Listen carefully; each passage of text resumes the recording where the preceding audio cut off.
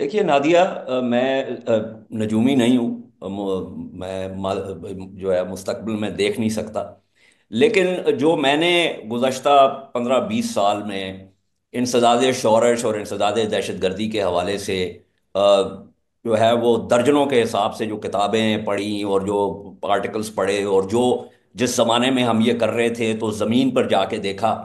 तो उसका तो मैं आपको ये सिर्फ एक सादा सी बात कर सकता हूँ, और वो ये कि अगर आपने सियासी इत्तफाक राय जो है वो पैदा ना किया, जिसकी वजह से आपको पॉलिटिकल और पब्लिक बाय इन मिलेगा, तो आपके जो काइनेटिक जो ऑपरेशंस हैं वो राइट। आप जितने मर्जी कर लें, ये पहिया घूम के उधर ही आता रहेगा।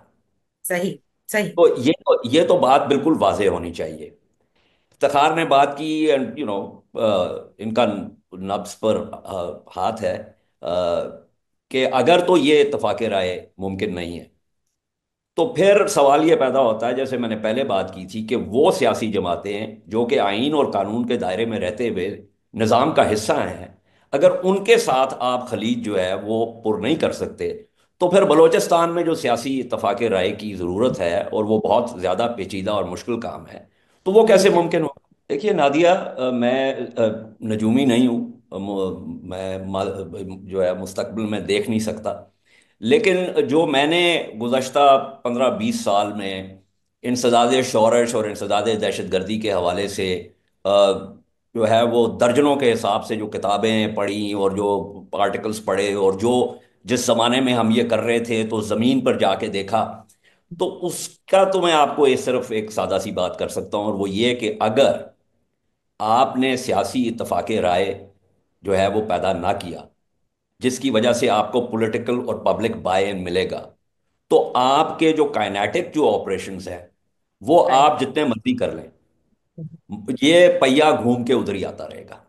सही। सही। तो ये तो बात बिल्कुल वाज़ेह होनी चाहिए। इफ्तिखार ने बात की, एंड इनका नब्ज पर हाथ है, कि अगर तो ये इत्तफाक राय मुमकिन नहीं है, तो फिर सवाल ये पैदा होता है, जैसे मैंने पहले बात की थी, कि वो सियासी जमातें जो कि आईन और कानून के दायरे में रहते हुए निज़ाम का हिस्सा हैं, अगर उनके साथ आप खलीज जो है वो पुर नहीं कर सकते, तो फिर बलूचिस्तान में जो सियासी इत्तफाक राय की ज़रूरत है और वो बहुत ज़्यादा पेचीदा और मुश्किल काम है, तो वो कैसे मुमकिन हो। सही। बिल्कुल अच्छा, सही। फिर इसके अंदर अगर हम सिर्फ हाँ, गवर्नेंस की जो बात, जी। गवर्नेंस क्या होती है। गवर्नेंस का मतलब होता है कि आप आईन और कवानीन के दायरे में रहते हुए जो रियासत है उसका काम कैसे चलाएंगे। अभी ये भी सवाल एक बहुत अहम है, और ये हम बहुत अरसे से लिख रहे हैं कि कौन सी फोर्सेस हैं जो इसको टैकल करेंगी। फौज जो है वो हमेशा लास्ट लाइन ऑफ डिफेंस होनी चाहिए। बिल्कुल। पुलिस जो है, police first line of defence, followed by paramilitaries and then the army. Hmm. अब जब ये बात होती है कि जी खैबर पख्तूनख्वा में कि जी गवर्नेंस के प्रॉब्लम्स हैं, तो fact of the matter is कि हर काम में तो फौज लीड ले रही है और आईएसआई लीड ले रही है।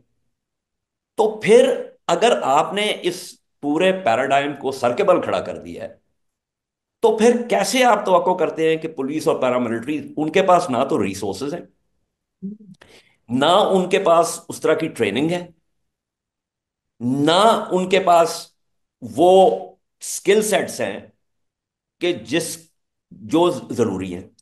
फिर एक और चीज ये मोर पैदा देन होती है। 20 20 20 ईयर्स से ज्यादा हो गए, तो फिर वो स्किल सेट्स क्यों नहीं आए जबकि हमने सीटीडी बनाई, हमने क्या कुछ नहीं किया। और आज भी जिक्र ये था कि बलूचिस्तान में जो हथियार इस्तेमाल किए जा रहे हैं, वो as compare to what Balochistan के पास है, वो तो बिल्कुल भी कुछ भी नहीं है। वो तो इंटरनेशनल हथियार इस्तेमाल कर रहे हैं, क्योंकि जाहिर लिंकेजेस अफगानिस्तान से उसका जिक्र भी किया गया।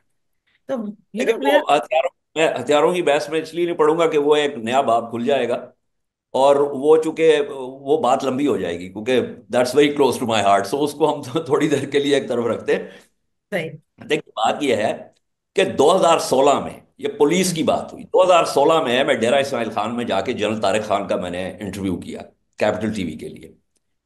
ठीक है, जनरल तारिक खान जो है ही बिलोंग्स टू दैट एरिया, टांग से ताल्लुक है। ठीक है। वो डेव कमांडर, उसके बाद आईजीएफसी। और ये वो हम्म। जमाना था जब आई दो दो सेपरेट नॉर्दर्न एंड सदर्न नहीं होते थे। यानी साउथ वजीरिस्तान से लेके ऊपर चित्राल तक जो है वो फोर्स जो है वो एक मेजर जनरल कमांड कर रहा था। तो उस जमाने में मैंने उनसे ये सवाल किया, and it's a matter of record, कि जी अमन कमेटियां। एंड ही सेड कि इससे ज्यादा बड़ी बेवकूफी की बात नहीं हो सकती। और अमन कमेटियां जो वो कौन चलाता था? हम्म। वो आपकी प्रीमियर इंटेलिजेंस एजेंसी चलाती थी। तो अब आप मुझे ये बताएं कि पुलिस क्या करे। यानी बेशुमार, I like to get Iftikhar's take on this. बेशुमार दफा आप जाके पूछ लें, हम तो फील्ड में काम करते रहे हैं ना। तो police officers will tell you कि जी हमने बंदे गिरफ्तार किए हैं और वो जैद बकर आके उनको छुड़ा के ले गए। तो फिर कैसे जो है वो पुलिस ऑपरेट करेगी या कैसे मौसर साबित होगी? यानी इसके अंदर बेशुमार चीजें हैं। सही। अब किसको नहीं पता कि ये जो ग्रुप्स हैं, बीएलए वगैरह, हम्म। जो बलूचिस्तान में माइंस है, उनसे एक्सटॉर्शन कौन करता है? भत्ता कौन लेता है? वो फंडिंग कैसे जाती है? जो ड्रग्स का और गन रनिंग का जो कारोबार हो रहा है, वो कैसे? उसमें हुकूमत की कौन से जो है वो इदारे जो हैं वो अ, उसमें इन्वॉल्व हैं? हैश हाईवे जो है अफगानिस्तान से शुरू होती है, बहरा अरब में जाती है, हर एक को पता है कि कौन से पॉइंट से किस पॉइंट से कहां पे जा रही है। बिल्कुल सही। ठीक है, आपने एक कॉन्फ्लिक्ट इकोनॉमी बना दी जिसके अंदर लोगों के हिस्से हैं। देखिए, अगर ये बात करनी है ना कि दुरुस्तगी की तरफ जाना है, तो तो फिर फिर इस मामले को जो है ना खोलना पड़ेगा। और पहले पहले सच भी बोलना पड़ेगा एजाज, क्योंकि वो तो मुझे खैर याद।